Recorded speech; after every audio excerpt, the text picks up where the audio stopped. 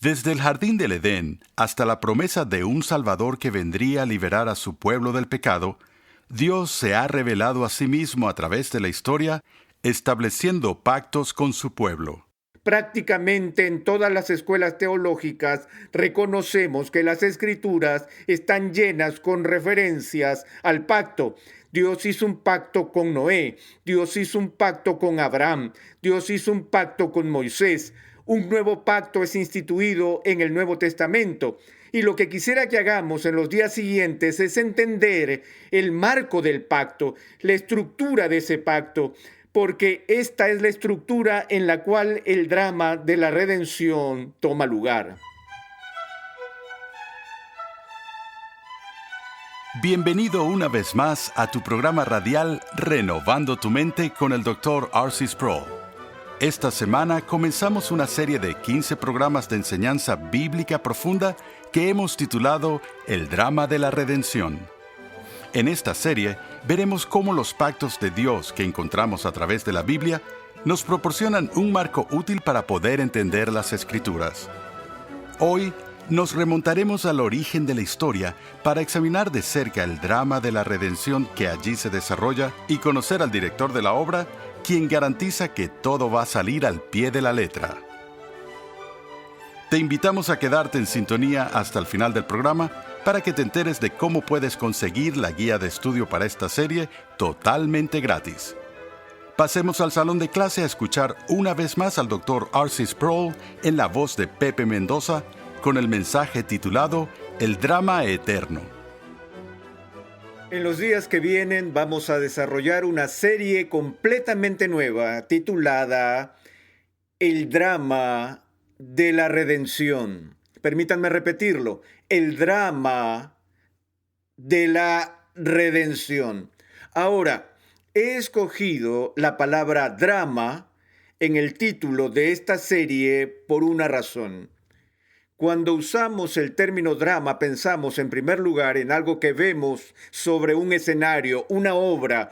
Como decimos, hay un drama y hay actores en la obra y tienen líneas que declamar y hay una acción que se desarrolla delante de nuestros propios ojos. Y es común que una presentación dramática involucre alguna clase de conflicto que se va moviendo de forma inexorable hacia una resolución. Ahora, cuando estamos hablando de la historia de la redención o del drama de la redención, no estoy sugiriendo al usar el término drama que Dios está involucrado en una obra y que solo estamos pretendiendo que vamos a algún tipo de conflicto y resolución producto de este drama. El drama de la redención es algo que toma lugar en el plano de la realidad.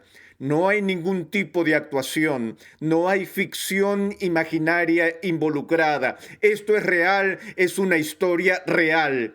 Y sin embargo, todavía me he quedado con el uso de la palabra drama porque hay una acción desplegada que se extiende sobre toda la historia y hay actores involucrados en ella, actores humanos, aquellos que están llamados a ser participantes en esa redención y por supuesto también hay un actor divino, Dios mismo en sus tres personas. Y más allá de esto, cuando pienso en el término drama o en la palabra dramático, pienso en algo que evoca una respuesta apasionada de aquellos que están comprometidos en esa obra. No es aburrida, no es tonta. Decimos que algo es dramático en el sentido de que tiene un fuerte elemento emotivo. Recuerdo que hace como 40 años atrás escuchaba a un evangelista itinerante predicar un sermón. Estaba predicando de la crucifixión, estaba predicando de la cruz y estaba completamente apasionado. Estaba gritando y casi chillando, gesticulando y agitando sus brazos con enormes gestos. Y a la mitad de su extremadamente apasionado discurso, se detuvo, miró a la congregación y dijo: perdónenme, pero creen que estoy siendo muy dramático. Piensan que soy demasiado dramático. Y luego dijo: amigos, eso es imposible, porque el momento más dramático en toda la historia humana fue la cruz de Jesucristo. Y obviamente recuerdo esto porque te lo estoy mencionando hoy casi 40 años después de que sucedió. Bueno, cuando observamos la magnitud de ese drama, toda la historia de la redención, podemos entender que en términos del registro bíblico de la redención hay una estructura en la cual esa actividad se despliega. Y la estructura que encontramos dentro de la Biblia misma para este drama es denominada la estructura del pacto.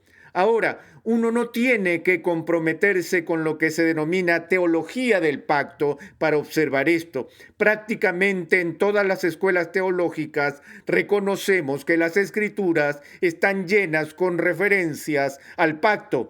Dios hizo un pacto con Noé, Dios hizo un pacto con Abraham, Dios hizo un pacto con Moisés. Un nuevo pacto es instituido en el Nuevo Testamento. Y lo que quisiera que hagamos en los días siguientes es entender el marco del pacto, la estructura de ese pacto, porque esta es la estructura en la cual el drama de la redención toma lugar.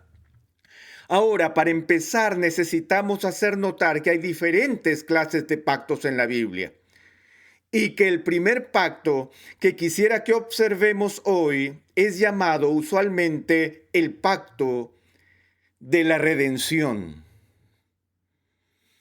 Ahora, si le das una mirada a las secciones históricas de la Biblia, no encontrarás este pacto de redención allí, excepto solo cuando se deduce de la enseñanza de la Escritura. Y a lo que el pacto de redención apunta es al pacto que fue establecido desde la eternidad. Y los participantes del pacto no nos incluyen a nosotros. Los únicos actores en este drama que empezó en la eternidad, de hecho, no es siquiera propio hablar de comienzo, porque es eterno. Sus personajes o los actores en este drama, el drama de la redención, fueron los miembros personales de la divinidad, el Padre, el Hijo y el Espíritu Santo. Esto quiere decir que desde la eternidad, antes que el mundo siquiera fuese hecho, antes que cualquiera de nosotros hubiese nacido, un acuerdo existió dentro del Dios Trino mismo. Y esto podría parecernos obvio hasta el punto de decir, ¿y entonces qué? Es obvio que el Padre, el Hijo y el Espíritu Santo estarán siempre de acuerdo. Pero esto no es tan obvio para todo el mundo. Es muy común para mí el oír que la gente percibe la obra de Cristo en la historia como un intento de parte del Hijo de Dios para cambiar la mentalidad del Padre. Hubo un movimiento al inicio de la iglesia, una herejía terrible que creció mucho y que se denominó gnosticismo, y la primera persona que compiló un canon de la Sagrada Escritura fue un hereje que se llamaba Marción.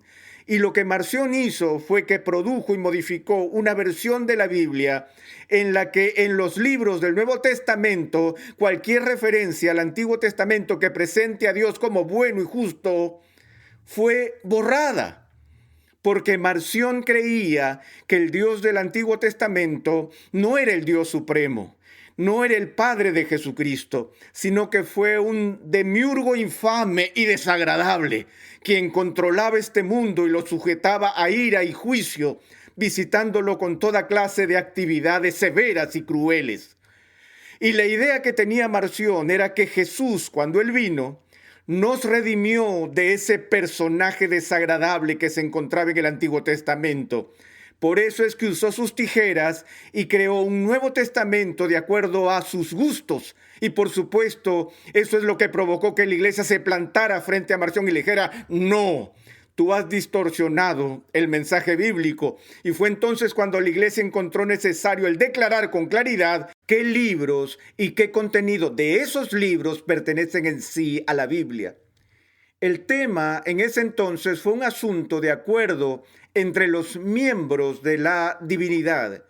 Y una vez más, todavía existen personas que tienden a ser unitarios con alguna persona de la Trinidad u otra. Al pensar en el unitarianismo, pensamos en los que dicen el único Dios es el Padre, el Hijo y el Espíritu Santo son seres inferiores. Pero otros tienen un unitarianismo de la segunda persona de la Trinidad o de la tercera persona de la Trinidad. Algunas personas piensan que la obra de redención completa fue cumplida únicamente por el Espíritu Santo o únicamente por Cristo.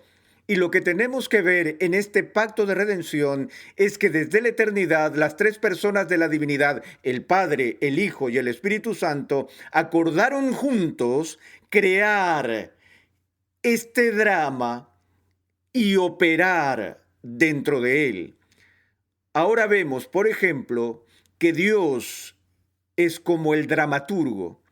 Cuando los actores se juntan para actuar en una obra, desarrollar una producción dramática, no se paran simplemente en el escenario e improvisan algo. Es usual que haya un plan escrito, un escenario que ha sido creado por el autor. Lo mismo es con el drama de la redención. Desde toda la eternidad, Dios planeó este drama. Y Él solo ha tenido un plan. Este plan de salvación no ha tenido un plan A y luego un plan B. Aunque a menudo actuamos como si Dios actuara así, que Dios tiene un plan y empieza a ejecutar tal plan si las cosas no van como quisiera, como si fuera un entrenador, luego de los primeros 45 minutos, ajusta el plan. Él sale con un plan B y dice, bueno, si no funciona, entonces pondremos en práctica esta opción que espero que funcione.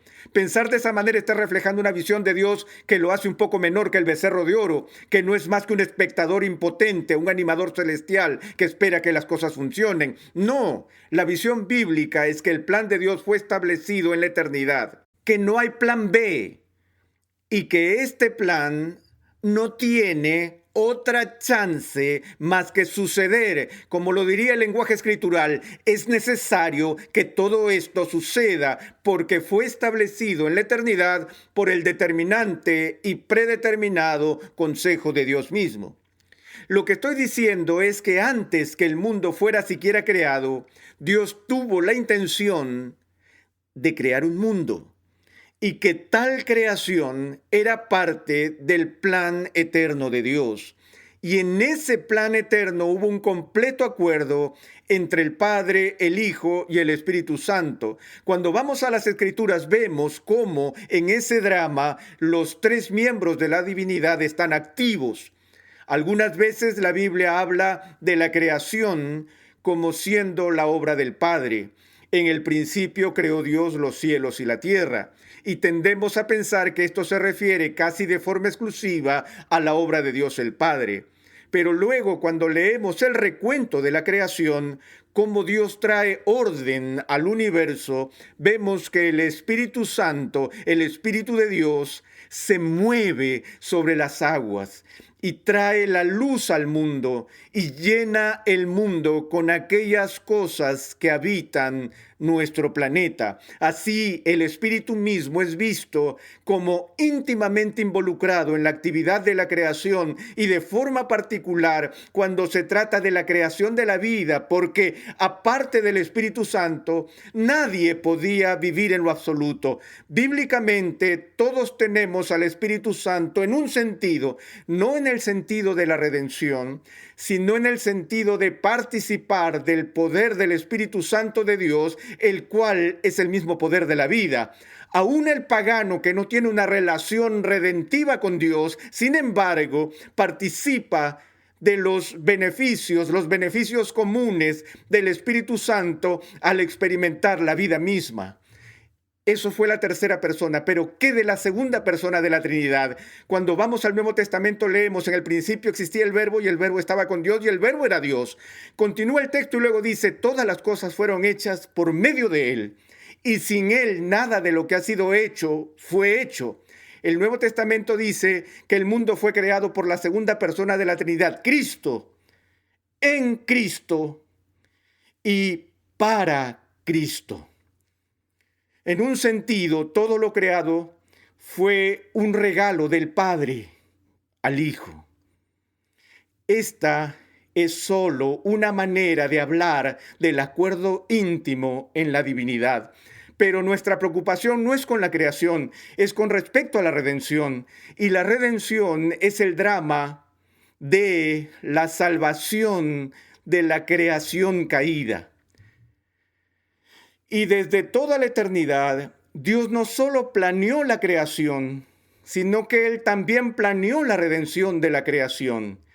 Y la redención de la creación fue igualmente una obra trinitaria. El Nuevo Testamento dice, porque de tal manera amó Dios al mundo que dio a su Hijo unigénito. Y estamos muy familiarizados con ese texto. Hay mucho en las Escrituras acerca de Dios dando a su Hijo, el Padre enviando al Hijo. Y por eso el impulso inicial para la redención empieza con el Padre. El Padre es el miembro superior de la divinidad y el Hijo y el Espíritu Santo están subordinados en términos de obrar el plan de salvación.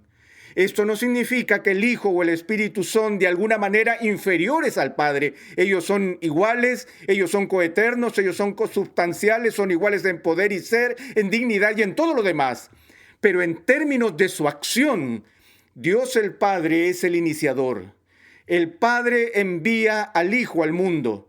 No es que el Hijo envía al Padre. Y el Padre y el Hijo juntos envían al Espíritu Santo al mundo.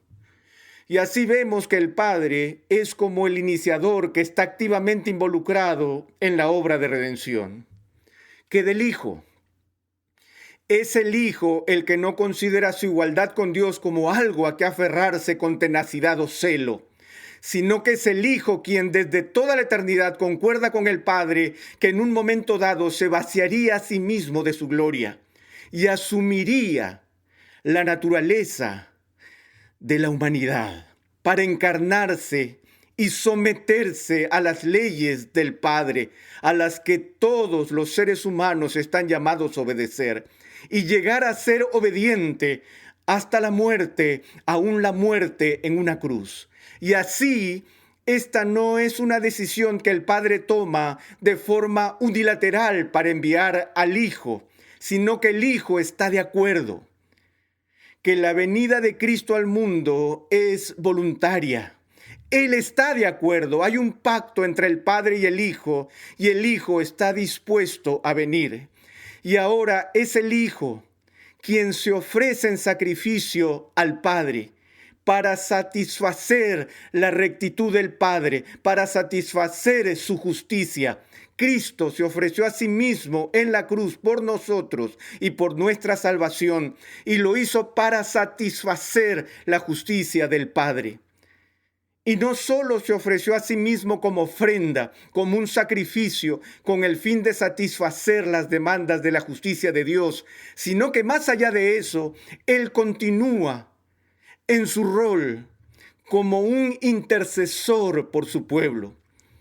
Por toda la eternidad, este era el plan de Dios, que el Hijo viniera a redimir a su pueblo, y el Hijo lo llevó a cabo.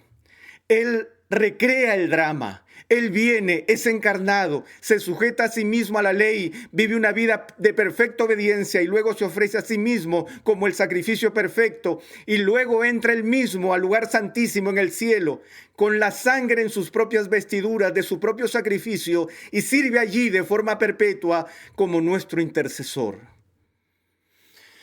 ¿Qué del Espíritu Santo? Vemos al Espíritu Santo activo en la creación, pero Él también está activo en la redención. El Padre envía al Hijo, es el Hijo quien se encarna, pero ¿cómo ocurre la encarnación? Sino a través de esa joven campesina que ha concebido por el Espíritu Santo. Es el Espíritu Santo quien cubre con su sombra a María y hace posible que ella tenga un hijo, quien es el Dios encarnado. Es el Espíritu Santo que unge a Jesús en su bautismo y lo empodera para su misión de servir como nuestro mediador y como nuestro redentor. Y cuando el Hijo del Hombre es ofrecido en la cruz y Jesús muere y luego es enterrado, ¿quién es el que lo levanta de la tumba? Las Escrituras nos dicen que es el Espíritu Santo quien viene y revive el cadáver de Jesús. Entonces el ministerio de Jesús es a través del Espíritu Santo, su resurrección es a través del poder del Espíritu Santo. Y luego, por supuesto, más allá está la aplicación de la redención que Dios ha diseñado, que Cristo ha ejecutado, ahora tiene que ser aplicada a su pueblo. ¿Cómo es que recibimos el beneficio de la obra de Cristo? Nos es aplicada por la obra y el ministerio del Espíritu Santo. Es el Espíritu Santo quien nos estimula, regenera nuestra alma y hace esto posible para nosotros al hacernos pasar de la muerte a la vida, quien hace posible por nosotros que abracemos por la fe a Cristo. Es el Espíritu Santo quien obra en nosotros diariamente, obrando en nosotros para nuestra santificación. Es el Espíritu Santo quien nos unge y nos da poder para el ministerio. Es el Espíritu Santo que nos convence de pecado. Es el Espíritu Santo que nos ayuda a orar a Dios. Es el Espíritu Santo quien nos glorificará en el cielo. Y así los personajes en este drama grandioso incluyen toda la dimensión y todas las personas de la Trinidad. Es una obra del Padre, del Hijo y del Espíritu Santo. Hace poco oí a una mujer decirme: me parece que la mayoría de los cristianos en nuestros días creen que la iglesia empezó con Billy Graham. Hay dos cosas que quisiera decir al respecto. Este fue en cierto modo una afirmación cínica de parte de esa dama y no tenía la intención de insultar a Billy Graham. Ella no estaba criticando a Billy, ella estaba criticando a la iglesia por su falta de entendimiento de toda la historia de la iglesia, la cual involucra no solo ir hasta la Edad Media o ir hasta el primer siglo, sino que significa el ir todo el camino de vuelta hasta el inicio de la iglesia en el jardín del Edén. Pero aún el llegar hasta allí no es llegar al final del camino. Si vamos a entender realmente cuándo empezó la iglesia, debemos saber que empezó en el pacto entre los miembros de la divinidad. Que este drama donde todos estamos involucrados hoy empezó en la eternidad y que no tiene fin porque está destinado para la eternidad. Esta redención es de características eternas. Nosotros hemos experimentado toda clase de asuntos redentivos en nuestras vidas de forma temporal. Puedo recordar que cuando era niño tuve que ir al dentista cada 6 meses y tenía que ir al dentista para que me rellenara las cavidades en mis dientes. Y puedo recordar que cuando él acababa, me iba del consultorio del dentista con un gran suspiro de alivio mientras decía: tengo al menos otros 6 meses antes de tener que regresar. Pero siempre tenía que volver, nunca terminaba.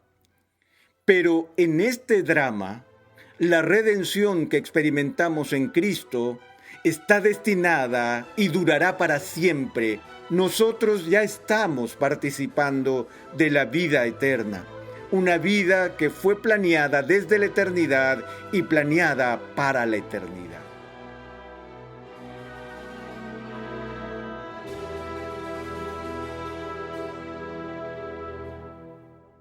Cuando miramos el alcance completo de la historia de la redención, comprendemos que hay una estructura en la que se desarrolla este evento.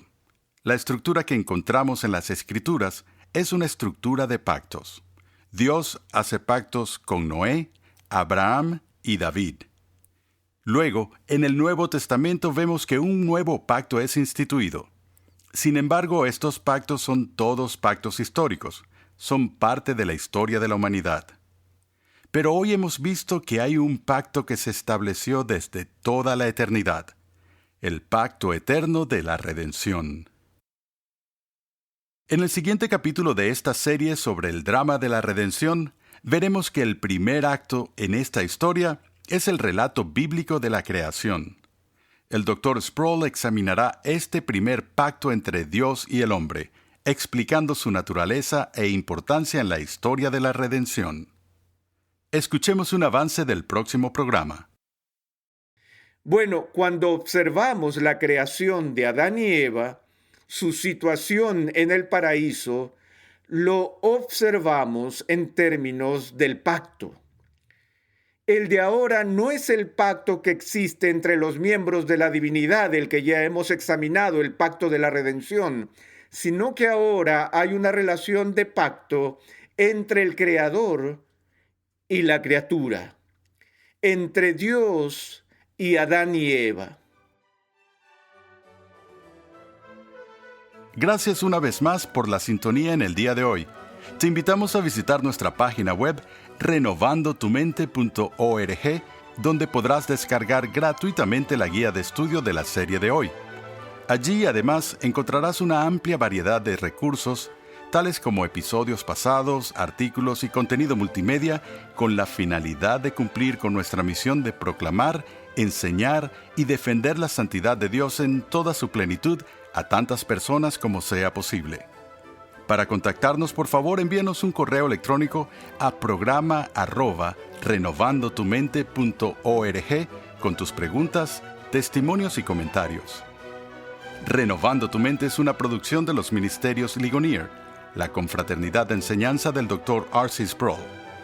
Nuestra misión, pasión y propósito es ayudar a las personas a crecer en su conocimiento de Dios y su santidad. Te invitamos pues a sintonizarnos nuevamente en esta misma emisora y en este mismo horario y a unirte a nuestra comunidad virtual en las redes sociales.